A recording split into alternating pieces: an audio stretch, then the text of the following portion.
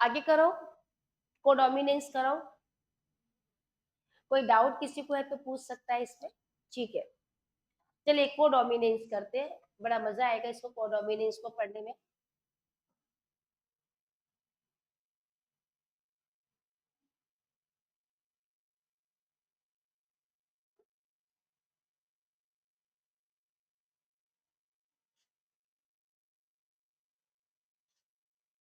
देखो कोडोमिनेंस क्या है, जैसे मैंने थोड़ा सा आप लोगों को परसों भी बताया था। मैंने एक बहुत सिंपल सा एग्जांपल लिया था मैंने बिफोर टर्न, कि कोडोमिनेंस का एग्जांपल आप देख सकते हो कैटल्स के अंदर, डॉग के अंदर, कैट के अंदर, बहुत शानदार तरीके से वो समझने में आता है। कोडोमिनेंस में कोई भी टू एलील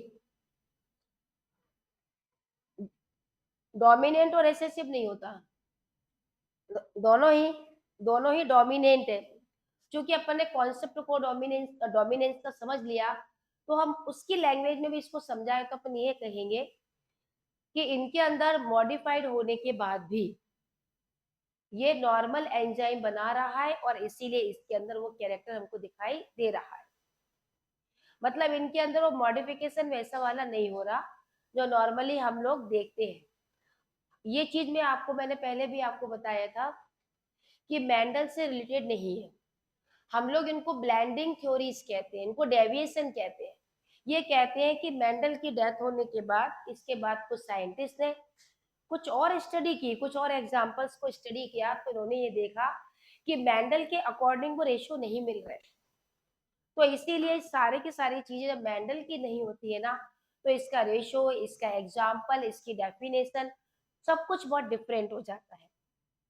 तो कोडोमिनेंस में जो अपने सिलेबस के अंदर डोमिनेंट एक एग्जाम दे रखा है इन्होंने, और उस एग्जाम्पल को हम लोग कहते हैं हमारा ब्लड ग्रुप। आपने देखा है कि हमारा जो ब्लड ग्रुप होता है, हमारा ब्लड ग्रुप किसी में ए होगा, किसी में बी होगा, किसी में ए बी होगा, और किसी में ओ ब्लड ग्रुप होगा। हालांकि जो ए और बी ब्लड ग्रुप, जो इस तरीके के जो ब्लड ग्रुप होते हैं, 11 क्लास के अंदर शायद आपने पढ़ा होगा, सर्कुलेटरी सिस्टम के अंदर बताया जाता है कि ये हमारे आरबीसी के ऊपर एक विशेष प्रकार के शुगर होती है, हम लोग जो ग्लाइकोप्रोटीन्स के नाम से, ओलिगोसेकेराइड के नाम से जानते हैं। और ये शुगर होती है ना, ये हमारे ब्लड ग्रुप को डिटर्मिनेट करती है। जैसे फॉर एग्जांपल के लिए मान लो ये कोई आरबीसी है, और इस आरबीसी के ऊपर इस तरह से ये कोई शेप आपको मिल रहा है, इस तरीके से, ऐसे, इस तरीके से।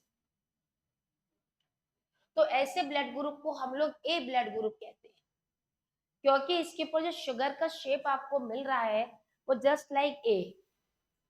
तो ऐसे ब्लड ग्रुप को हम लोग ए ब्लड ग्रुप कहते हैं। तभी तो हम जब किसी को ब्लड चढ़ाना होता है, तो बिल्कुल भी हम दूसरे ग्रुप नहीं चढ़ा सकते, क्योंकि आपने दूसरा चढ़ाया कि बंदा गया, ऐसे नहीं तो ऐसे मरेगा वो। क्योंकि वो ब्लड ग्रुप के जो शुगर्स है ना, उनका जो शेप है वो अलग अलग है, और यदि आपने अलग चढ़ा दिया तो वो जाकर के सब एंटेंगल हो जाता है, फंस जाता है, और ब्लड ग्रुप का फ्लो ही खत्म हो जाएगा, ब्लड रहेगा ही नहीं काम करने लायक। तो जो ए ब्लड ग्रुप होता है, जितने भी ब्लड ग्रुप हमारे होते हैं, उन सब के ऊपर, जैसे हमारे बी ब्लड ग्रुप है, तो इसके अंदर इस प्रकार का शेप आपको मिलेगा, इस तरीके से, तो हम इसको बी ब्लड ग्रुप कहते हैं। मान लो कोई ए बी ब्लड ग्रुप है, तो दोनों प्रकार का शेप आपको मिलेगा, ऐसे करके, ऐसे करके, ऐसे करके। तो ए बी ब्लड ग्रुप कहलाता है, क्योंकि दोनों आप देख रहे हो। एक हमारा ब्लड ग्रुप होता है ओ ब्लड ग्रुप, उसमें कुछ शुगर ही नहीं होती, तभी तो यूनिवर्सल डोनर होता है वो, रखते ही नहीं है उसके पास, तो कुछ भी है ही नहीं कोई शुगर, मजबूरी में आप दे दो। वैसे तो नॉर्मल नहीं देना चाहिए, क्योंकि और भी कई सारी चीजें होती है, लेकिन जब किसी की इमरजेंसी में इतना ब्लीडिंग हो गया कि उसकी जान बचाना है, तो ऐसे में फिर हम ओ ब्लड ग्रुप उसको दे सकते हैं। तो ओ ब्लड ग्रुप पर कोई शुगर नहीं होती, तो कोई टेंशन ही नहीं। अब ये जितने भी जो ब्लड ग्रुप आप देख रहे हो, इन्हें कैसे कंट्रोल किया जाता है, हमारे पास एलील कौन कौन से है, और हम इसे मल्टीपल एलील क्यों कहते हैं। मैंने अपने इतने सालों से पढ़ा रही हूँ, जब भी मल्टीपल एलील पढ़ाती हूँ ना, तो मल्टीपल एलील के साथ में हमेशा एक प्रॉब्लम आती है मेरे से कल भी एक बच्चे ने मल्टीपल एलील को लेकर फिर से वही क्वेश्चन पूछा जो बच्चों को अक्सर प्रॉब्लम आती है। तो मल्टीपल एलील की क्या प्रॉब्लम है उसको भी ध्यान से समझना, क्योंकि बच्चे कई बार ये समझते हैं, हम ये कहते हैं कि एक करेक्टर को एक एलील कंट्रोल करता है, तो बोले भाई मल्टीपल एलील है तो इसका मतलब तो ये बहुत सारे कंट्रोल कर रहे हैं। नहीं, ये पॉलीजीन का एग्जाम्पल नहीं है। तो वो ध्यान से सुनो, जब किसी एक ही कैरेक्टर को बहुत सारे जीन्स कंट्रोल करते हैं, लेकिन एक व्यक्ति के अंदर एक सेल के अंदर बहुत सारे जीन्स है जो किसी एक ही कैरेक्टर को कंट्रोल करते हैं, तो हम उसको पॉलीजीन्स कहते हैं। हमारा स्किन का एग्जाम्पल हमारे सिलेबस में है, आगे जाकर पढ़ोगे। लेकिन this is a not polygenes. एक व्यक्ति के अंदर एक ब्लड ग्रुप को एक ही पेयर कंट्रोल करता है, लेकिन एक जाति के अंदर, ह्यूमन एक स्पीसीज है, एक स्पीसीज के अंदर एक ही कैरेक्टर को कंट्रोल करने के लिए बहुत सारे एलील है। मेरा ब्लड ग्रुप बी है, तो मेरे अंदर जो एलील होगा वो आई बी या आई बी स्मॉल आई हो सकता है। मैं बता रही हूँ चार्ट से आप लोगों को। तो किसी के अंदर ए ब्लड ग्रुप होगा, तो मेरे अंदर मालूम पड़ा आई बी है एलील, तो जिसके अंदर ए ब्लड ग्रुप होगा उसमें आई बी नहीं होगा, उसमें आई ए होगा। माने एक व्यक्ति में, ध्यान से पकड़ो, एक व्यक्ति में एक ही एलील्स होंगे एक ग्रुप को कंट्रोल करने के लिए, परंतु एक स्पीसीज में, एक जाति में, एक पॉपुलेशन में एक से ज्यादा एलील्स होते हैं, क्योंकि हमारा ब्लड ग्रुप भी तो अलग अलग है ना। किसी के अंदर ए, किसी के अंदर बी, किसी में ए बी, किसी में ओ। तो भैया जब ब्लड ग्रुप चार बोल रहे हो तो उन चार को कंट्रोल करने के लिए एलील भी तो अलग अलग ही तो होंगे ना, एक तो सबको कंट्रोल नहीं कर सकता है ना। तो जब हमारी एक ही स्पीसीज के अंदर चार प्रकार का फिनोटाइप है, तो हर एक फिनोटाइप को कंट्रोल करने के लिए वन पेयर होता है। तो इसीलिए इसीलिए हम इसको पॉलीजीन ना कह करके मल्टीपल एलील बोलते हैं। तो पॉलीजीन और मल्टीपल एलील जमीन आसमान का फर्क है। तो हम एक व्यक्ति के अंदर एक ही पेयर देख रहे हैं, एक से ज्यादा नहीं देख रहे हो। तो ये जो आप देख रहे हो इसके अंदर ये देखिएगा, ये जो पूरा का पूरा आप लोगों को मिल रहा है ये देखिएगा, एक कोई पेरेंट वन है, ये पेरेंट टू है। मान लो एक पेरेंट के अंदर आई ए है और दूसरे के अंदर भी आई ए है, तो जीनोटाइप आई ए हो ही जाएगा, ऑब्वियसली हो जाएगा। ये जो इसका फिनोटाइप है, ये जो आप ब्लड ग्रुप देख रहे हो इसका फिनोटाइप हो गया, तो ऐसे में इस व्यक्ति का ब्लड ग्रुप ए होगा। इस व्यक्ति का ब्लड ग्रुप क्या होगा, उसका ब्लड ग्रुप जो होगा वो ए होगा। तो उसका जो ब्लड ग्रुप जो ए होगा, ये ये ये ब्लड ग्रुप ए के लिए हमने ये जीनोटाइप हमने लिखा है।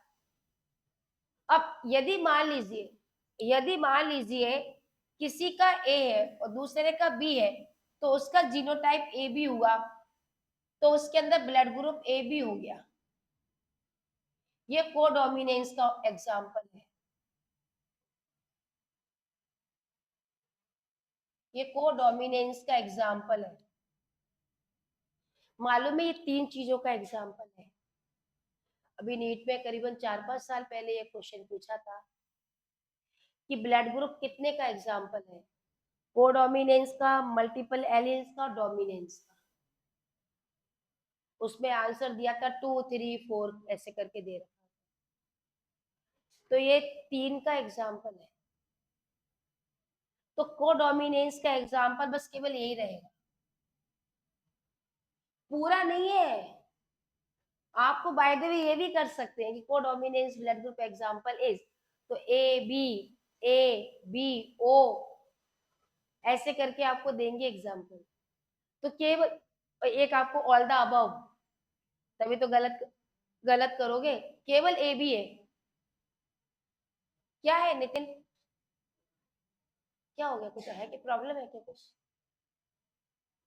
ए, तो केवल ए बी इसका एग्जाम्पल है, बस केवल ए बी, और कोई एग्जाम्पल नहीं है। अब मान लीजिए एक दूसरा पेरेंट हमने लिया, उसमें ए है पर दूसरा आई है। आई आप देख लो, छोटा सा बनाया है हमने क्योंकि वो रेसेसिव है। तो आई ए, स्मॉल आई, तो ब्लड ग्रुप इसका ए है। तो ब्लड ग्रुप ए के लिए दो दो चीजें रिस्पॉन्सिबल हैं, ये भी है और ये भी है, क्योंकि ये मालूम है आप लोग को वो क्रॉस कर करके पढ़ाएंगे।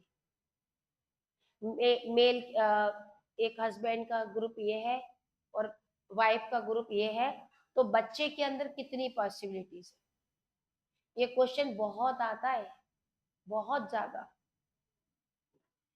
इसी प्रकार से बी के लिए भी वही होगा। मान लीजिए किसी ए पेरेंट का बी है और सेकंड का ए है, तो ए बी हो गया, या बी और बी है तो फिर तो बी हो जाएगा, बी और आई है तो ये हो जाएगा, तो बी हो जाएगा। और मान लो किसी में स्मॉल आई है, स्मॉल आई है, तो ये जो आएगा तो इसमें ब्लड ग्रुप ओ हो जाएगा, क्योंकि कोई है ही नहीं कैपिटल आई। तो ओ ब्लड मतलब जिसका ब्लड ग्रुप ओ होगा, इसका मतलब होता है कि उनके अंदर दोनों आई आई है, ये इसके अंदर ब्लड ग्रुप ओ हो गया। तो इसके अंदर यदि आप एलील देख रहे हो, आप यदि इसमें एलील की संख्या निकालोगे तो 1 2 3 4 5 और 6,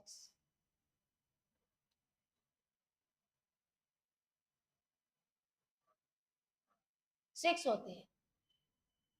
डायरेक्टली क्वेश्चन आते हैं, how many allele are present for the blood group. 6 allele blood group को कंट्रोल कर। ये वाला नहीं लगाओगे ना, क्योंकि ये तो कॉमन है ना, ये तो सेम सेम एलील हो गया ना, इसलिए इसको नहीं लगाओगे। बाकी तो अलग है ना, ये अलग है, ये अलग है, ये अलग है, ये अलग है, ये अलग है और ये अलग है। तो 6 एलील होते हैं। फिनोटाइप को यदि देख लो, फिनोटाइप कितने होते हैं हमारे यहाँ, 1 2 3 एंड 4।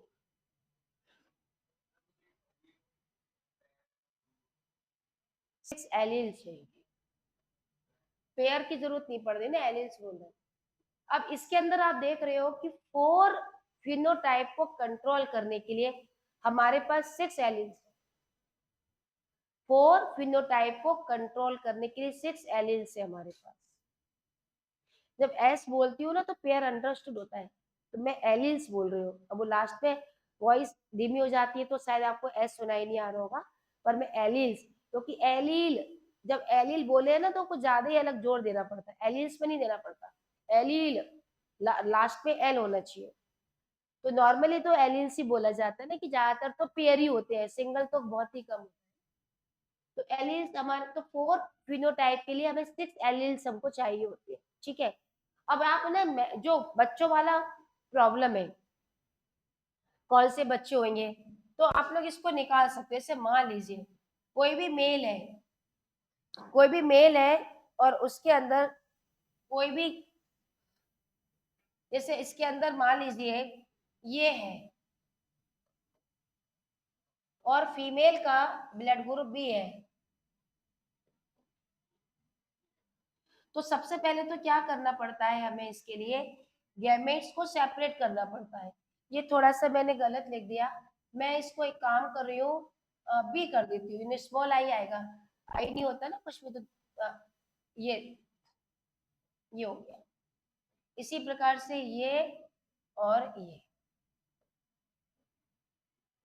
तो इसके अंदर ये एक बच्चे का अंदर आई ए और आई बी, इसके अंदर भी आई ए आई बी, इसमें I B I B I B and I B, मतलब ये 50-50% का रेशियो आ रहा है। या तो बच्चे के अंदर ए बी ब्लड ग्रुप हो सकता है या तो बी ब्लड ग्रुप हो, क्योंकि दोनों सेम ही आया तो बी ब्लड ग्रुप होगा। तो ये अपन लोग, आप लोग को बहुत पूछते हैं वाला क्वेश्चन, तो इसलिए मैंने आपको एक करना सिखा दिया। चलो अच्छा एक निकाल के दिखाना जरा जल्दी से। एक निकाल के दिखाना।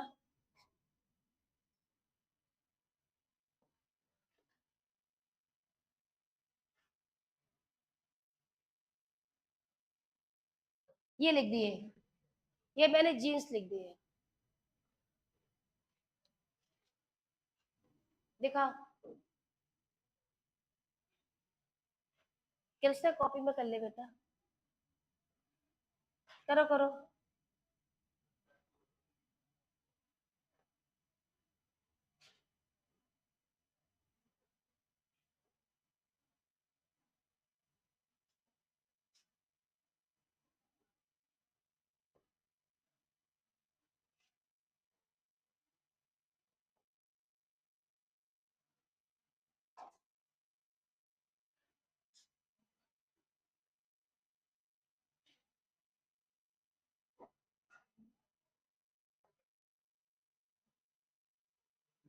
नहीं नहीं, वो जीन्स तो लिख लिया तूने बस। बताओ बताओ, कोई दिक्कत नहीं है, मुझे याद है सब।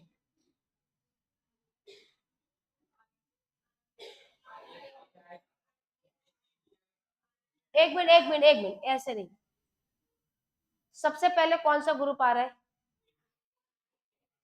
आई आई नहीं बोलो, ग्रुप बोलो, केवल ए बी ओ ऐसा होता है। कौन सा ग्रुप? चलो ए, फिर और फिर ए, फिर मतलब सीधे सीधे बोलो, ए आ रहा है, बी आ रहा है और ए भी आ रहा है। यही बोल रहे हो ना? सभी लोग यही बोल रहे हो? आगे सही है, ए आएगा, ए भी आएगा और बी भी। 25% बच्चे के अंदर ए की संभावना है, 25% बच्चे में ए बी आएगा और 50% बच्चे के अंदर बी ग्रुप आ रहा है। यही हो रहा है ना? यही बोल रहे हो ना? यही बोल रहे होगे, मैं ऐसे सोचती हूँ। तो यदि किसी को ये नहीं निकल पा रहा है, यदि किसी को नहीं निकल पा रहा है, तो बेटा आना चाहिए ये, क्योंकि इसके बिना कैसे क्वेश्चन करोगे? तो फिर आप एक बार मुझसे मिल लेना। तो क्योंकि इसका मतलब समझ में नहीं आ रहा है। वैसे तो देखो, मैंने जिसने नहीं किया है उसके लिए भी मैंने किया हुआ है, क्योंकि आई ए और स्मॉल आई और आई भी ए भी, तो ये आराम से अपन, जैसे मैंने ये क्रॉस किया था इसी प्रकार से निकालते हुए, वैसे आप लोगों के ज्यादातर सभी लोग बोल रहे हो क्लास के अंदर, तो उम्मीद करती हूँ कि आपको आ जाएगा। ये आपको बहुत पूछते हैं। बी एक आएगा? अच्छा, मैंने गलत कर दिया क्या?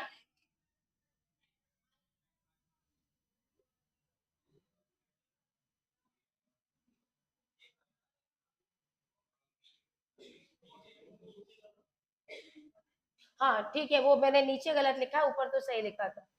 ये ए बी है, 50% ए होगा, यही कह रहे हो ना? वैसे भी दो ए है तो 50% तो हो गई ना।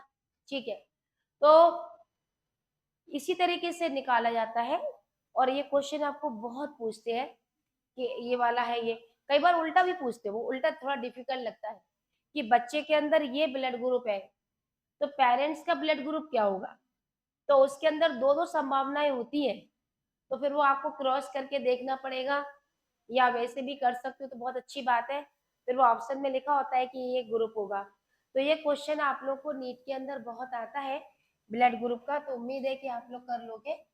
तो ये जो एग्जाम्पल है हमारे ब्लड ग्रुप का, ये एग्जाम्पल जो है वो कोडोमिनेंस का एग्जाम्पल है, क्योंकि ए और बी दोनों ग्रुप दिख रहे हैं आपको, तो दोनों दिखाई दे रहा, कोई छुप नहीं रहा। तो ए भी आप इसे कहोगे कोडोमिनेंस का एग्जाम्पल है। मल्टीपल एलील का एग्जाम्पल है, पर मल्टीपल एलील मैंने क्लियर समझाया है कि इंडिविजुअल में तो एक ही एलील होगा, लेकिन जो स्पीसीज होती है वो सब मल्टीपल एलील सब मिलाकर होते हैं, इसीलिए इसे मल्टीपल एलील्स कहा जा रहा है। ठीक है ना?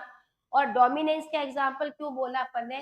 क्योंकि जब आप देख रहे हो कि बी के साथ स्मॉल आई है, तो कैपिटल बी ने अपना डोमिनेंसी दिखाई है, स्मॉल आई को अपने अंदर छुपा लिया है, और ब्लड ग्रुप यहाँ पर बी आ रहा है, तो इसीलिए हम इसको डोमिनेंस का एग्जाम्पल भी कहेंगे। हो गया क्लियर अच्छे से? चलिए बहुत अच्छा। और अब उसके बाद एक एग्जाम्पल और कराने जा रही हूँ मैं इनकम्प्लीट डोमिनेंस का, और वो है हमारे स्टार्च सीड का। तो स्टार्च शीट के अंदर किस प्रकार से हम लोगों को देखने को मिलता है,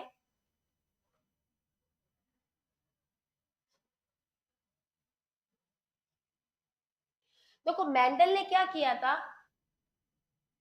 कि सीड शेप बताया और कहा राउंड और व्रिंकल्ड, पर एक्चुअली ऐसा नहीं था। बाद में जाकर जब वैज्ञानिकों ने स्टडी किया तो उनको एक तीसरे प्रकार का सीड भी मिला था मटर के अंदर, और वो था इंटरमीडिएट, ना तो पूरा राउंड और ना तो पूरा व्रिंकल्ड। तो ऐसे करके फिर इस सीड के अंदर इनकम्प्लीट डोमिनेंस को डिस्कवर कर लिया गया। तो कैसे? कैपिटल बीबी, यदि किसी में एलील्स है तो ऐसा सीड राउंड होगा, और स्मॉल बीबी यदि है तो व्रिंकल्ड होगा।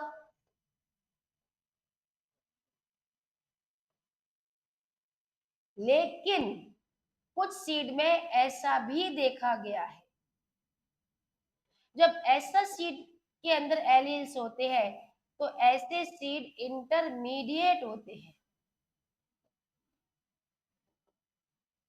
ना तो पूरे राउंड होते हैं ना तो पूरे व्रिंकल्ड होते हैं, बल्कि बीच में मिलते हैं, वो इंटरमीडिएट मिलते हैं। तो इसका रीजन एक्सप्लेन किया गया है क्यों मिलते हैं ऐसे। तो उसके लिए उन्होंने ये बताया कि जब ये दोनों के दोनों जीन्स डोमिनेंट होते हैं तो इनके अंदर जो स्टार्च ग्रेन बनता है वो बढ़िया फुल बनता है, अच्छा बनता है, और उसकी वजह से सीड का शेप जो है वो बढ़िया दिखता है, राउंड दिखता है। और इसके अंदर स्टार्च ग्रेन बहुत ही खराब बनता है, और उसकी वजह से सीड के अंदर झुर्रियां आ जाती हैं। और जब स्टार्च ग्रेन बीज का बन रहा है, थोड़ा अच्छा थोड़ा खराब, तो सेमी व्रिंकल्ड कह सकते हो आप इसको, इंटरमीडिएट बनता है। तो इन्होंने यही कहा कि स्टार्च ग्रेन के ऊपर डिपेंड करता है किसी भी सीड का शेप। तो इन्होंने तीन प्रकार के बताए, तो जो इनकम्प्लीट डोमिनेंस आपको आप देख रहे हो इसके अंदर दिखाई दे रही है, क्योंकि आपको मालूम है ना कि जब दोनों गुण से मिलकर एक तीसरा नया गुण मिलता है तो हम उसे इनकम्प्लीट डोमिनेंस कहते हैं। ये को डोमिनेंस नहीं है, ये इनकम्प्लीट डोमिनेंस है, क्योंकि ना तो पूरा राउंड ना तो पूरा व्रिंकल्ड, बल्कि बीच की अवस्था में हम उसे कहते हैं इंटरमीडिएट। आगे समझ में? टोटल स्टार्च ग्रेन की वजह से ही ये डिसाइड होता है। ठीक है बच्चे लोगों, ये एक एग्जाम्पल, मतलब इनकम्प्लीट डोमिनेंस का एग्जाम्पल है, लेकिन पता नहीं कहीं तो भी दे रखा है इन्होंने उसको, एग्जाम्पल को बाद में दे रखा है। तो ठीक है, तो बस इसीलिए इन्होंने कहा है कि जब एक कोई भी more than one phenotype is influenced by the same gene. एक बहुत ही अच्छी लाइन आपकी बुक में लिखी हुई है, पता नहीं क्यों मुझे ये पैराग्राफ बहुत ज्यादा क्लिक करते हैं। वैसे तो क्या आप लोग का सिलेबस इतना सही चल रहा है, क्योंकि मुझे उम्मीद है कि मैं दिसंबर तक आपका शायद सिलेबस खत्म करा दूं, तो उसके बाद में आपकी पूरी एनसीईआरटी रिवीजन कराऊंगी। क्योंकि जो एनसीईआरटी हम रिवाइज करेंगे ना, वो आप जो है पूरे स्टेटमेंट के लिए सही हो जाएगी आपकी, क्योंकि स्टेटमेंट में हमारे एमसीक्यू में क्वेश्चन बहुत गलत कम होते हैं, स्टेटमेंट और एसर्शन रीजन में गलत होते हैं ज्यादा। तो जब मैं इसको ऐसे एक्सप्लेन करूंगी ना, तो उस समय मैं इसका टेस्ट लिया करूंगी एसर्शन रीजन का, अकेला एक लेसन खत्म किया एसर्शन रीजन, और जल्दी जल्दी रिवीजन करेंगे फास्ट, और आप लोग भी एकदम फॉर्म में फास्ट फास्ट रिवीजन करते चले जाओगे, तो एग्जाम वाले समय आपको बायोलॉजी को रिवाइज ही नहीं करना पड़े, बोले अब तो हमें आती है। तो देखो मैं अभी आपको एक लाइन बोली थी ना, लगातार बोले जा रही थी, dominance is not an autonomous feature of a gene or the product that it has information for। ये लाइन बहुत इंपॉर्टेंट है कि dominance is not an autonomous feature of a gene, क्योंकि ये आप गलत कर सकते हो, क्योंकि आपको लगेगा कि डोमिनेंट तो अलग ही दिखाई देता है, तो आप लोग ये ऑटोनोमस फीचर क्यों नहीं है भैया। भैया ऑटोनोमस फीचर नहीं होगा तो फिर डोमिनेंसी कैसे आएगी। आप देख रहे हो ना कि स्टेटमेंट में ये लोग यही कर रहे हैं, एक जरा सा छोटा सा वर्ड चेंज कर देते हैं, तो वो ऐसे से लाइन हमको यहाँ पर रिवाइज करनी पड़ेगी यदि हम 100% मार्क्स के लिए बायोलॉजी में सोचते हैं। तो इसीलिए उन्होंने कहा कि प्रोडक्शन उसके ऊपर डिपेंड करता है, और कोई फिनोटाइप किस पे डिपेंड करता है, किसी प्रोडक्ट पे डिपेंड करता है। तो in case more than one phenotype is influenced by the same gene, तो वहां पर कोई आपको अलग टाइप का, ये इन्होंने इसके लिए लिखी, क्योंकि इन्होंने इंटरमीडिएट के लिए लिखी है। इन्होंने ये कहा है कि इंटरमीडिएट कैरेक्टर क्यों आता है, तो इंटरमीडिएट कैरेक्टर तब आता है कि जहां पर किसी एक फिनोटाइप को अलग एक से ज्यादा जीन इन्फ्लुएंस करते हो। क्योंकि देखो सिंपल सी बात समझो, इनकम्प्लीट डोमिनेंस के अंदर दोनों ही इन्फ्लुएंस कर रहे हैं, रेड भी कर रहा है व्हाइट भी, तभी तो पिंक आ रहा है ना। यदि डोमिनेंट होता तो व्हाइट की क्या प्रॉब्लम थी, व्हाइट का क्या औकात, वो काय के लिए दिखाता, वो तो डोमिनेंट से होता ना। पर यहाँ पर ऐसा नहीं हो रहा, इनकम्प्लीट डोमिनेंस के अंदर दोनों जीन्स बराबर से अपना इन्फ्लुएंस दिखा रहे हैं, तभी तो थर्ड कैरेक्टर आपको दिखाई दे रहा है। तो इसका मतलब ये हुआ कि ऐसी भी कभी कंडीशन आ सकती है कि जब वहां पर डोमिनेंस आपको पूरा इंडिविजुअल दिखाई ना दे, तो जो ऑटोनोमस फीचर की बात आपको, जो मैं इसीलिए मैंने कहा मैं लास्ट लाइन आपको बोल के खत्म करूंगी, कि डोमिनेंस फीचर जो है हमारा स्पेसिफिकली जो है हमारे इनकम्प्लीट डोमिनेंस के लिए बहुत ज्यादा इंपॉर्टेंट है, कि जहां पर वो इंडिविजुअल या इंडिपेंडेंट फीचर के रूप में देखने को नहीं मिलता। आप लोग है ना, इसके अंदर एक बात ध्यान रखना, इसमें आपको तीन चीजें आपको दिखाई दे रही है। एक तो पूरा डोमिनेंस क्यों आ रहा है, एक इनकम्प्लीट डोमिनेंस क्यों आ रहा है, और एक को डोमिनेंस क्यों आ रहा है। यदि आप इन तीनों चीजों को ध्यान दोगे ना, तो कॉन्सेप्ट ऑफ डोमिनेंस आपको अलग निकल के आएगा। इनकम्प्लीट डोमिनेंस में आपको क्या बोला जा रहा है कि वहां पर दोनों के दोनों एलील्स, दोनों के दोनों जीन्स जो है मिलकर इन्फ्लुएंस कर रहे हैं, और लेकिन वो एक तीसरा नया कैरेक्टर फिनोटाइप बना रहे हैं। कोडोमिनेंस में क्या निकल के आ रहा है कि दोनों इन्फ्लुएंस तो कर रहे हैं, पर कैरेक्टर तीसरा नहीं आ रहा।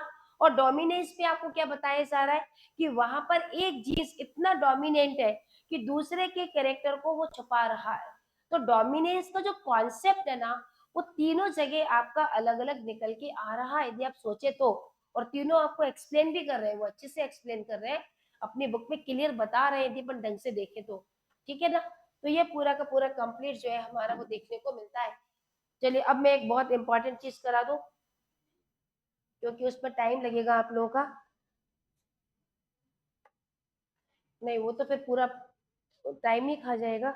एक काम करती हूँ मैं, इनहेरिटेंस ऑफ टू जीन्स है, वो तो बहुत बड़ा है, चेकर बोर्ड बनेगा ना उसके अंदर, तो बहुत टाइम लेगा। मैं एक काम कर रही हूँ, मैं आप लोगों को पिलियोट्रॉपी करा रही हूँ, क्योंकि 11 क्लास का क्या हो रहा है कि वो थोड़ा टाइम पीछे कम मिलता है ना, तो वो कहो तो करा देती हूँ। चलो करा ही देती होगा, सो देखा जाएगा, क्लास तो हो ही रही है चाहे कुछ भी हो रहा हो, करा देती हूँ। चलो, इनहेरिटेंस ऑफ टू जीन्स करा,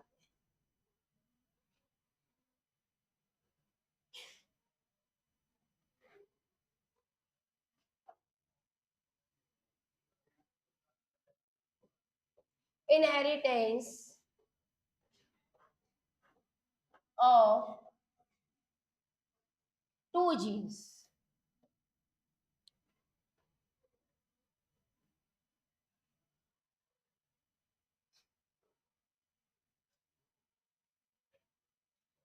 देखो पहली बात तो ये अपन क्या करने जा रहे हैं, ये अपन करने जा रहे हैं डाइहाइब्रिडाइजेशन, और इसके अंदर एक मेंडल का लॉ और लगने वाला है, जिसको हम लोग बोलते हैं लॉ ऑफ इंडिपेंडेंट एशॉर्टमेंट। अभी तक अपन लोगों ने पूरे टाइम जितना भी पढ़ा, वन जीन इनहेरिटेंस पढ़ा, चेकर बोर्ड भी बड़ा बनेगा इसके अंदर, रेशो भी इसके अलग आएंगे। तो चलो अपन कोई एक एग्जांपल लेकर करते हैं इसको। अपन लेते हैं राउंड एंड येलो सीड, जो मेंडल का फेवरेट कैरेक्टर था, round and yellow seed, round and yellow seed. इसके अंदर जो जीन्स हम लोग लेते हैं, capital R r, capital Y y, wrinkled and green,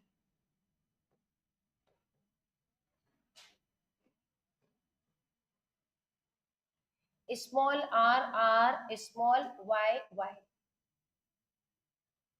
ये होती है पी जनरेशन। बैक तरफ होती है ना पी जनरेशन। 12th में सबने खूब अच्छे से पढ़ा होगा, ये तो बहुत इंपॉर्टेंट पार्ट है 12th क्लास का, बड़ा अच्छा क्वेश्चन आता है। अब हमने इसके अंदर सेल्फिंग नहीं कराई, क्रॉस करा रहे हैं। तो capital R small R, capital Y small Y, ये हमें मिलता है F1 generation.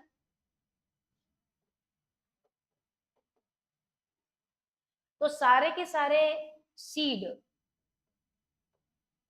Round and yellow ही मिलेंगे, ड्यू टू डोमिनेंस। हालांकि इसके अंदर मैंने आपको गैमेट्स नहीं लिखे, इसमें ये गैमेट्स मिलेंगे। आपको याद है ना, मैंने आपको एक चीज कराई थी कि सारे जीन्स यदि होमोजाइगस है तो एक ही प्रकार के गैमेट्स मिलेंगे। यदि वन जीन हेट्रोजाइगस है तो टू टाइप के गैमेट्स मिलेंगे। यदि टू जीन हेट्रोजाइगस है तो फोर टाइप के गैमेट्स मिलेंगे। ये एग्जाम्पल इसका है। अब यहाँ पर आप देख लो टू जीन हेट्रोजाइगस है, और जब टू जीन हेट्रोजाइगस है तो देखो गैमेट्स कैसे मिलेंगे। ये अपन एक बड़ा सा चेकरबोर्ड बनाते हैं, यहाँ पर हम सेल्फिंग करा रहे हैं।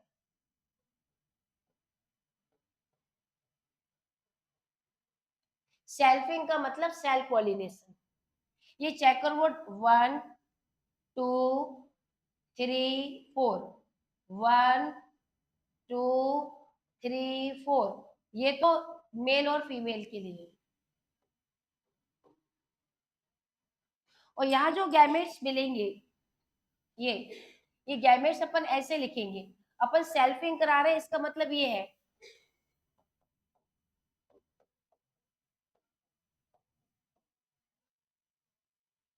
तो गैमेट्स अपन क्या लिखेंगे, capital Y capital R, small Y small R, capital Y small R small Y. ये सारे के सारे क्या है, ये सारे के सारे गैमेट्स हैं। इसके अंदर क्या देख रहे हो आप लोग, इसमें आप क्लियर देख रहे हो कि सारे के सारे गैमेट्स अलग है और पूरे के पूरे फोर टाइप्स है। तो मैंने आपको यही कहा था कि जब भी टू जीन्स हेट्रोजाइगस होगा तो फोर टाइप गैमेट्स मिलेंगे, और जो गैमेट सीक्वेंस आप यहाँ पर लिखोगे वही सीक्वेंस यहाँ लिखोगे। तो capital R small R capital Y small R small Y.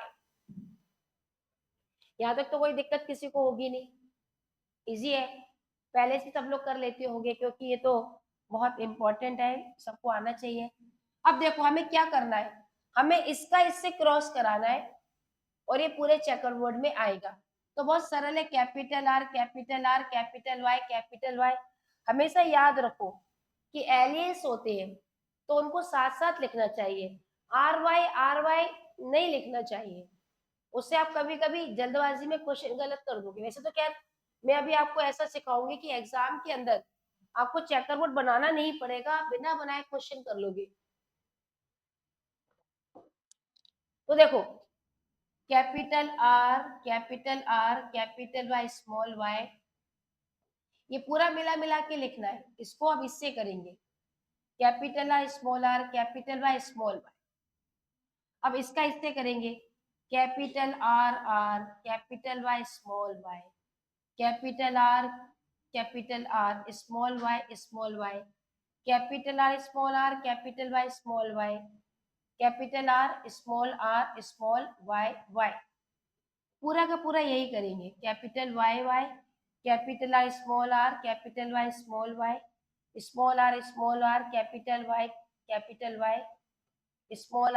Are capital Y small Y.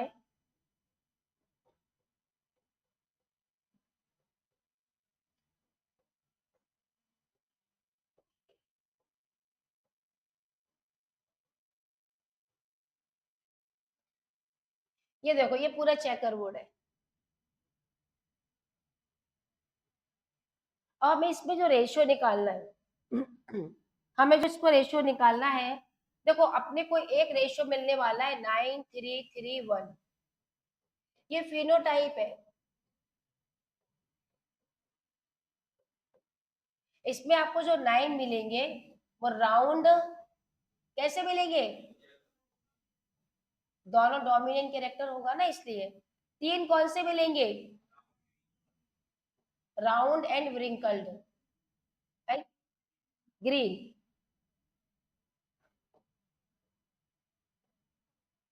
और 3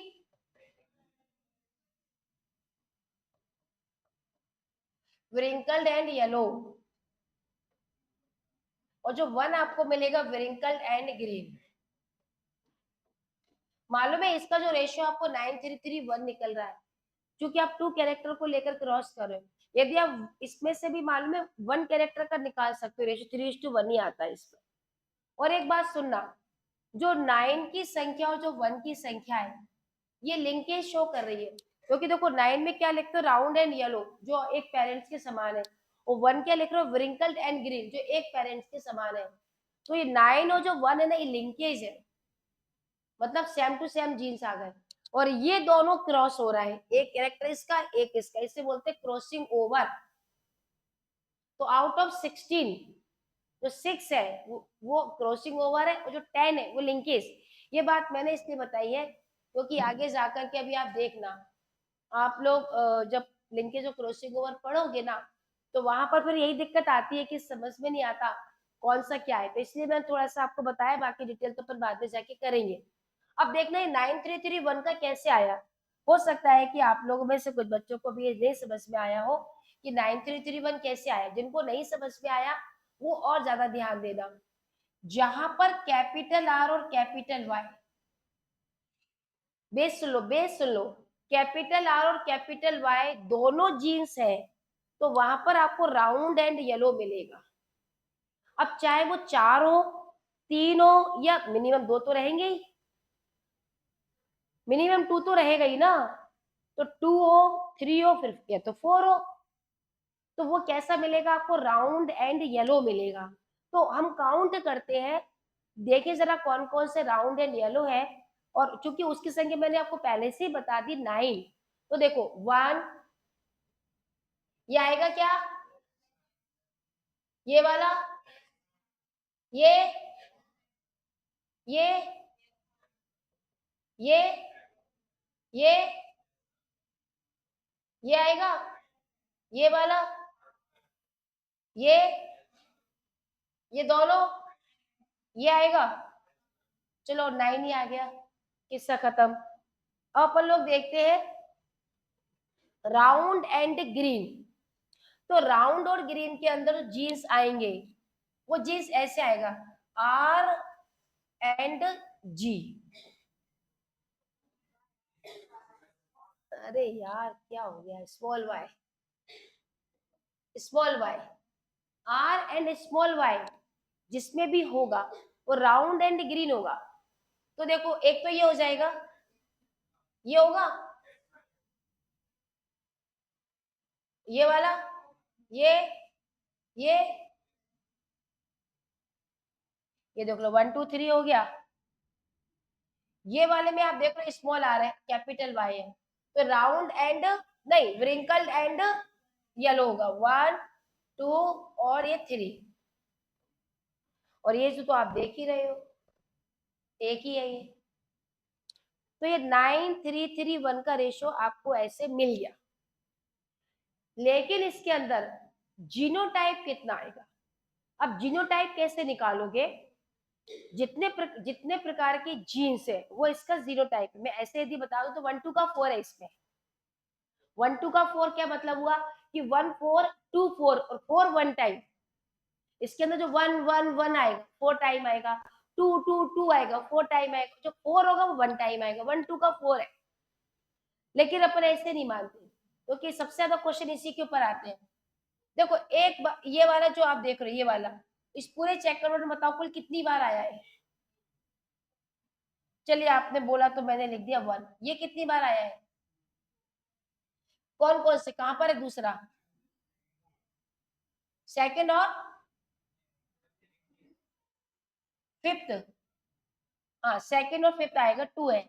ये कितनी बार आया है?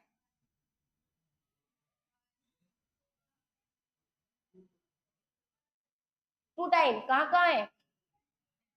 ये 3 और दूसरा बोलो ना, 7। ये कितनी बार आया है?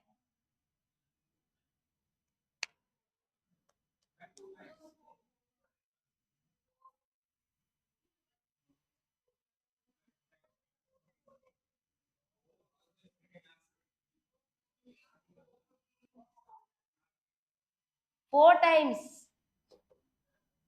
प्योर हेट्रोजाइगस है ना, इसलिए 4 टाइम्स आएगा। ये कितनी बार आया है? 1। ये कितनी बार आया है? कौन कौन सा? ये कितनी बार?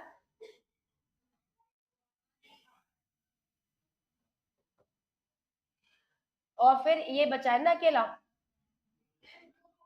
अच्छा अच्छा, ये भी है। मैंने आपको जानबूझ करके ट्रिक नहीं बताई पहले, नहीं तो आप इतना टाइम नहीं लेते। मैं थोड़ा सा आपका दिमाग का थोड़ा चाहती थी कि आप चलाए हलवा बनाओ। ये बहुत इजी है। देखो इधर, ये जो पूरा का पूरा आप देख रहे हो, ये पूरा हेट्रोजाइगस है,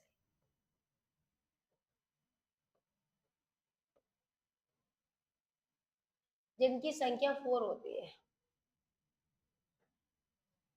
ये जो पूरा का पूरा देख रहे हो, होमोजाइगस है,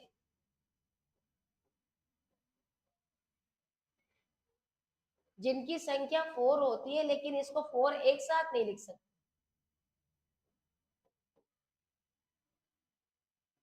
4 एक साथ नहीं लिख सकते, क्योंकि जो 4 आ रहा है वो चारों अलग अलग है। तो 1:1:1:1 लिखोगे तो होते 4 है, पर 1:1:1:1 लिखोगे, क्योंकि चारों एक जैसे नहीं है। और बाकी जितने बचते हैं 2 2 2 2, उसमें से एक होमोजाइगस और एक हेट्रोजाइगस है। जो 2 2 2 2 बचते हैं, इनमें से एक जीन होमोजाइगस होता है और एक हेट्रोजाइगस। जैसे for example capital T, capital Y small Y, ये 2 मिल जाएगा आपको। Small T, capital Y small Y, आपको 2 मिल जाएगा। कैपिटल टी, कैपिटल वाई आपको 2 मिल जाएगा। कैपिटल टी स्मॉल टी, ये आपको 2 मिल जाएगा। कितना इजी है ये। आपको क्वेश्चन आता है कि इसके एग्जाम में वो ऐसे आता है, आपको ऐसे जीन्स लिख देंगे और कोई जीन्स लिख देते, फिर पूछते बताओ कितने, और लगाए बच्चा चेकर बोर्ड बनाने। बिल्कुल नहीं बनाएंगे। हमको पता है, कुछ भी लिख दो जीन्स, हम जीन्स देखेंगे और आंसर लगाएंगे। तो यदि आपको एक जीन्स होमो और एक जीन्स हेट्रो दिख जाए उसमें, तो इन सब की संख्या 2 2 2 2 मिलेगी।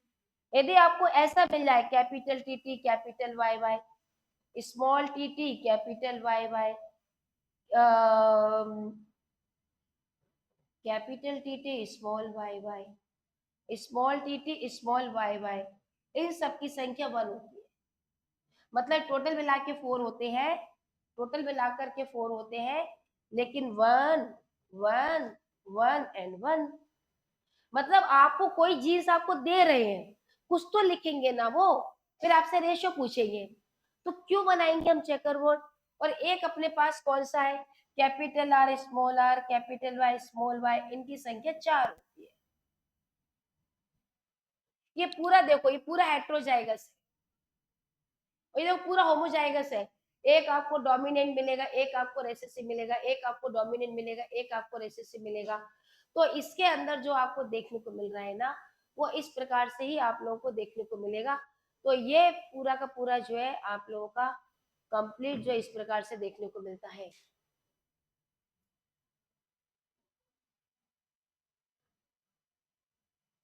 आप कभी भी चेकर बोर्ड आपको क्वेश्चन आ गया ना, तो आपको इस तरीके से पूछा जाता है ये, कि आपको ये जीन्स लिखकर दिए जाते हैं, फिर इनका रेशियो पूछते हैं।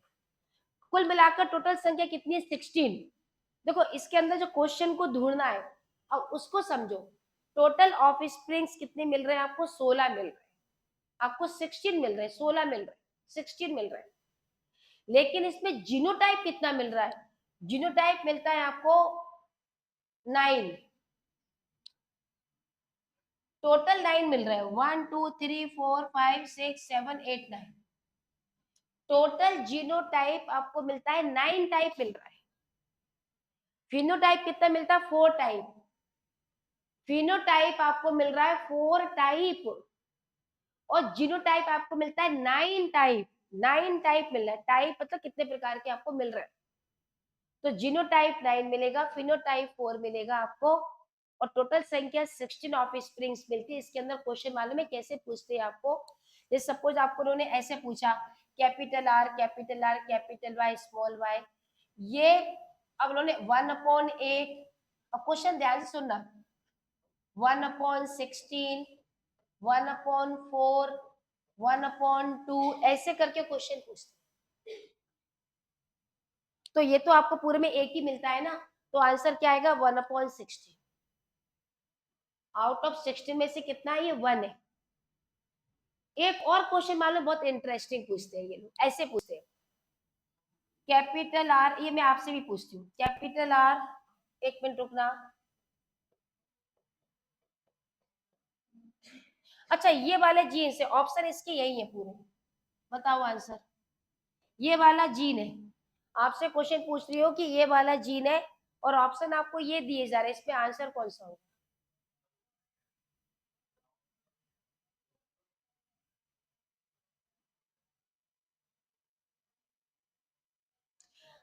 ऐसे बस सोचता है कि आंसर इसमें नहीं है, आंसर इसमें है, 1/4। नहीं, एक ने दिया है, गुड, वेरी गुड, 1/4। कोई और कुछ देना चाहता है? 1/8। देखिए निकल के आया ना दूसरा आंसर, और कोई देना चाहता है?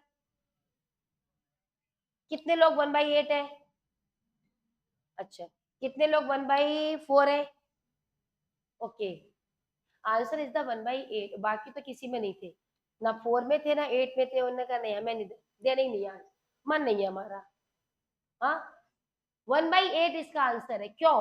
क्योंकि इसका एक्चुअली संख्या इसकी 2/16 है।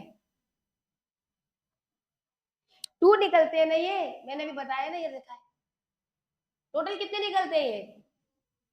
2 निकलते, बोला तो कर यार, तुम लोग क्या ऐसे बड़े बड़े से रहते हो क्लास में। 2 निकलते हैं ना, तो आउट ऑफ 16 में से 2 निकले ना, तो हम इसको 1/8 लिखते हैं। बेटा आंसर आता है। अब सोचो आपकी, मैं इतना डीप में आपको ना समझाऊं तो आप तो करके नहीं आओगे, क्योंकि टोटल मिलाकर के 16 में से जितनी संख्या मिल रही है, अब जैसे मैं एक और, capital R small R, capital Y small I, चलिए इसके मैं निकालती हूँ। इसको और मैं थोड़ा सा, 1, एक मिनट रुक जाओ भी, 2/16 एंड 2/8, चलो ये निकाल के दिखाओ। अब आगे ना बुद्धि चल पड़ी ना उससे। हाँ? अब आपने इसको, इसकी जगह में इसको यहाँ ऐसे भी लिख सकती हूँ, लिख सकती हूँ ना, पर वो तो क्या लिखना, वो तो फिर सब कुछ सही, सभी सही करेगा, पूरा भारत सही करेगा। क्वेश्चन तो वो होना चाहिए ना जो केवल बायोटिक के बच्चे सही करें, केवल। तो उसके लिए तो फिर इतनी मेहनत कराई तो जा रही है ना, तो 1/4 उसका आंसर है। तो चेकर वर्ड में आपको ऐसे क्वेश्चन आते हैं जो मैं आपको करा रही हूँ। और एक बात हमेशा याद रखना, क्योंकि अब मेंडल खत्म ही हो गया समझो, मालूम है इसमें ये लोग क्या करते हैं, capital R capital R capital T small T, ये आपको क्रॉस करके दे रहे हैं। बताओ जरा इसमें फिनोटाइप रेशियो क्या मिलेगा?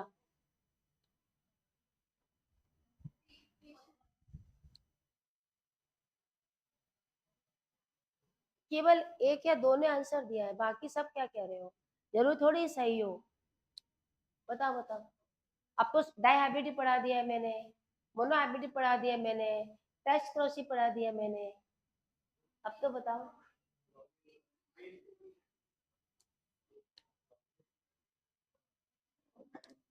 नहीं, बाकी लोग क्यों नहीं बोल रहे हैं भैया? मैं ये थोड़ी चाहती हूँ कि सिलेक्शन केवल 2-3 का हो। फीस तो सबसे ली जा रही है ना। तो मैं तो यही चाहूंगी कि मेरे यहाँ के सारे बच्चे मेरी सीट ही घेर ले। जितने दुनिया भर के जितने कॉलेज है ना भारत में, सब में मेरा एक बच्चा दिख जाए। इतिहास हो गया बोले, सारे बच्चे के सारे सिलेक्ट हो गए, है ना। तो ऐसे थोड़ी बेटा, मेरे को तो सबसे प्यार है, सबको चाहती हूँ मैं सब डॉक्टर बने। क्या होगा? एक दो ने आंसर दिया, अभी भी किसी ने नहीं दिया मुझे, क्या होगा इसका आंसर?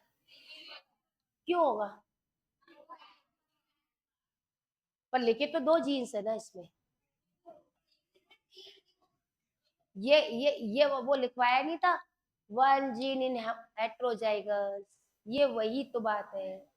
हमेशा आप नंबर ऑफ जीन्स मत देखो, हेट्रोजाइगस को देखो। कितने हेट्रोजाइगस है, वही उसका क्रॉस होता है। मान लो मैं ऐसे लिख दूं तो capital R capital Y small Y capital T small T, क्या फिनोटाइप होगा इसका? अभी भी सबके आवाज नहीं निकल रही है, बताओ क्यों भाई? इधर क्या आज क्या कोई मौनी अमावस है? क्यों दिव्या? बेटा ये कोई ज्योति गुप्ता के प्रवचन नहीं चल रहे कि बिल्कुल ऐसे बोलना ही नहीं है, आए बैठे और गए। ऐसे नहीं होना चाहिए, क्लास में इंटरेक्शन तो होना चाहिए ना, बोलना चाहिए ना। जब इतनी प्रैक्टिस क्यों कराई जा रही है? तो बोलोगे नहीं तो आपको याद नहीं रहेगा, और नहीं बोलो तो इसका समझ में नहीं आ रहा है। ये भी तो हो सकता है ना। ये वाला कौन सा क्रॉस है?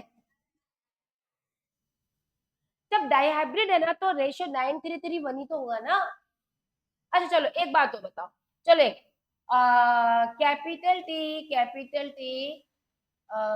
Capital V small V crossed with capital T and small V ratio क्या होगा?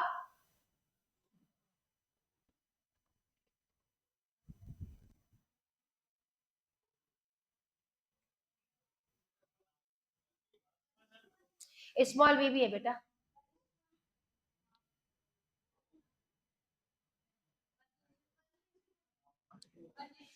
पीछे वाले छाया, भारती, क्या इधर? क्यों भाई, एसी की ज्यादा हवा लग गई क्या? दिमाग फ्रीज तो नहीं हो गया? बोले मैम दिमाग फ्रीज हो गया, पूरा एसी की हवा लग गई तो अब चल नहीं रहा दिमाग है। तो ला फिर गर्म पानी मंगवाऊं, ऐसे खोलता हुआ पानी डालूंगी? क्या करूं तो बताओ, क्या होगा इसका आंसर? क्या होगा? कौन सा क्रॉस है ये? बेटा ये टेस्ट क्रॉस है, और वो भी मोनोहाइब्रिड का टेस्ट क्रॉस है। क्योंकि इसको देखो, हेट्रोजाइगस को देखो, इनको मत देखा करो यदि पहले कितने भी बने हैं। क्वेश्चन लगाना बहुत मिलेगा ऐसा आपको, क्वेश्चन जी भर के मिलेगा क्वेश्चन ऐसा। और अब उम्मीद करती हूँ कि इतनी प्रैक्टिस कराई है, लगा तो लोगे अब। ये टेस्ट क्रॉस है बेटा लोगों। और मालूम है टेस्ट क्रॉस यदि यदि टेस्ट क्रॉस यदि आप टू हाइब्रिड पे कराते हो, टू हाइब्रिड पे कराते हो, तो आप इसको ऐसे लिखोगे, लिखोगे ना, लिखोगे ना ऐसे। तो मालूम है इसका रेशियो कितना आता है? इसका रेशियो आता है 1:1:1:1:1, 2:2:2:2:2, 4:4:4:4:4। भाई 16 ऑफ स्प्रिंग्स मिलती है ना, तो कुल मिलाकर के ऐसे मिलता है। तो हम इसको ऐसे भी लिख सकते हैं, इसको ऐसे भी। वैसे तो क्या हमारे सिलेबस में नहीं है, तो फिर भी थोड़ा सा रिस्क क्यों नहीं ऐसा है? 1:1:1। मेंडल का एक लॉ था जो हमारे इसी पर दिया हुआ है, हम लोग इसे कहते हैं लॉ ऑफ इंडिपेंडेंट एश्योर। इन्होंने, अब मेरा इसकी डेफिनेशन ध्यान से सुनना, इन्होंने ये कहा टू और more than two, not only two, two और more than two contrasting pair को लेकर क्रॉस कराते हो तो सारे के सारे जीन्स इंडिपेंडेंट दिखाई देते हैं, ब्लेंडिंग नहीं है। ऐसा कोई नियम नहीं है कि राउंड होगा उसके साथ में येलो ही आएगा, ऐसा नहीं है। राउंड अपना कैरेक्टर है, झुर्रीदार भी हरे हो सकते हैं, कोई भी कैरेक्टर इसमें आपस में झुर्रीदार पीले हो सकते हैं, गोल हरे हो सकते हैं, गोल पीले हो सकते हैं। इन्होंने ये कहा कि कैरेक्टर कभी आपस में ब्लेंडिंग्स नहीं करते। मेंडल के अकॉर्डिंग वो सारे के सारे कैरेक्टर्स इंडिविजुअल शो करते हैं, इंडिपेंडेंट एशॉर्टमेंट, स्वतंत्र दिखाई देना, इंडिपेंडेंट एशॉर्टमेंट। तो इसको उन्होंने लॉ को दिया था यही नाम कि लॉ ऑफ इंडिपेंडेंट एशॉर्टमेंट। और एक बात हमेशा याद रखना मेंडल के लिए कि मेंडल ने कभी लिंकेज को डिस्कवर नहीं किया था। मेंडल्स के सारे लॉज सेक्सुअल रिप्रोडक्शन पर थे, क्रॉसिंग ओवर पर है, मियोसिस सेल डिवीजन पर है, एनाफेज फर्स्ट पर है। देखो मैंने 4 आंसर दे दिए एक क्वेश्चन। एनाफेज सेकंड नहीं होगा, एनाफेज फर्स्ट है। Homologous chromosome separate from the each other, anaphase first. ये पूरे सेक्सुअल रिप्रोडक्शन पे डिपेंड था पूरा इनका पूरा जो है। और इन्होंने बहुत इम्पोर्टेंट कह सकते हैं हमारी पृथ्वी पर हम मानव जाति को, मतलब हम सोच सकते हैं कि कितने इंटेलिजेंट होंगे जब उस समय कोई फैसिलिटी नहीं, कोई माइक्रोस्कोप नहीं, कुछ नहीं, और उसके बाद उन्होंने इतनी सारी चीजें दे करके कितना, मतलब उन्होंने जो आज भी हम एज इट इज पढ़ रहे हैं रियल में, उनको हम लोग बायोलॉजी वालों को एक दिल से वो थैंक्स, क्योंकि आज हम लोग इतनी सारी चीजें ह्यूमन जीनोम पे अकड़ते हैं हम लोग कि हमको सब पता है हमारे अंदर कौन कौन से जीन्स क्या कर रहे हैं, लेकिन शुरुआत इन्हीं की थी। तो इतने महान जो साइंटिस्ट है मेंडल, उनका पूरा काम यहीं तक है और उसके साथ ही उनका काम पूरा कंप्लीट हो गया। इनके मरने के बाद जो कार्ल कोरेन, शेरमार्क, ह्यूगो डिब्रीज ने जो काम बताया वो भी मैंने आपको पहले से ही बता दिया कि सारा 1901 में फ्लोरा करके एक बुक लिखी थी ह्यूगो डिब्रीज ने, उस पे इनके सारे काम पब्लिश कराए गए थे। और अब इसके बाद हम लोग मेंडल्स का नहीं पढ़ेंगे, पूरा मेंडल्स का टॉपिक आज कंप्लीट हो चुका है आप लोगों का। और अगले टर्न पे मैं क्रोमोसोमल थ्योरी ऑफ इनहेरिटेंस कराऊंगी। और अभी बीच में एक आध 2 दिन का जो इसका लेसन का जो पार्ट है वो थोड़ा अजीब सा है, लिंकेज और क्रॉसिंग ओवर थोड़ा सा बच्चों को थोड़ा अलग लगता है। बाकी क्रोमोसोमल थ्योरी ऑफ इनहेरिटेंस तो इजी है, और उसके साथ में ड्रोसोफिला भी बहुत इजी है, पॉलीजीन्स पिलियोट्रॉपिक भी बहुत इजी है, ठीक है ना। तो चलिए इस लेसन को मुझे 8-10-12 दिन में खत्म करना है, पूरा खत्म कर दूंगी ये। इसके अंदर क्या है ना, अभी जो सिंड्रोम्स है ना वो काफी सारे हैं, उसमें टाइम लगता है पेडिग्री में, आप लोग को प्रैक्टिस भी कराऊंगी, ठीक है ना।